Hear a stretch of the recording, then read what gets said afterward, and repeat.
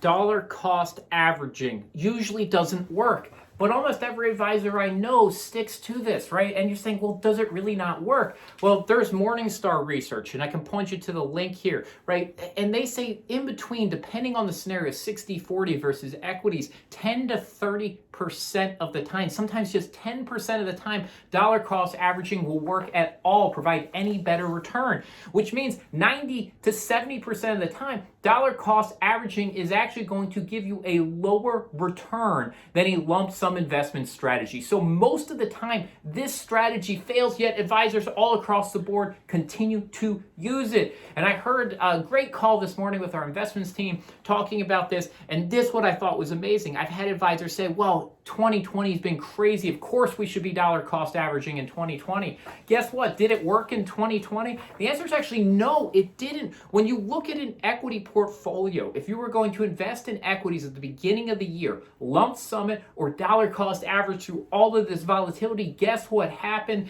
You would have a lower return, 3.4% average, if you put in a same amount per month versus dropping it all in at the beginning of the year, right? You would be worse off by dollar cost averaging even in 2020. So then the question becomes, well, why do so many advisors use it? When does it work? The answer is there are some times when it works. So in some sectors that have more volatility, and especially if we're in a declining market cycle with lots of volatility, that's when the dollar cost averaging will work because we're buying on the way down, right? So that's when it works. The problem is it's very hard to figure that out. The other side is it works in the 401k. Why does it work in the 401k? Because it's natural. We have to do it. We're going to buy in each and every year. And I believe this creates a level of comfort. People start to understand it.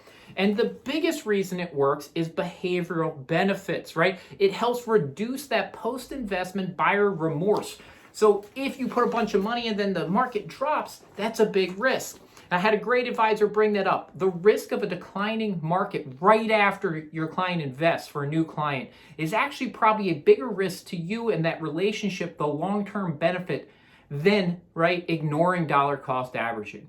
So I think this is really what we get. If you're an advisor and you want to use dollar cost averaging, understand why you're using it. That in most cases, it's not going to increase returns. It's not going to increase benefits. But if it helps keep the client investing, if it helps move them into the market, create a sense of security and reduce that, right, buyer remorse aspect, it can be a beneficial strategy.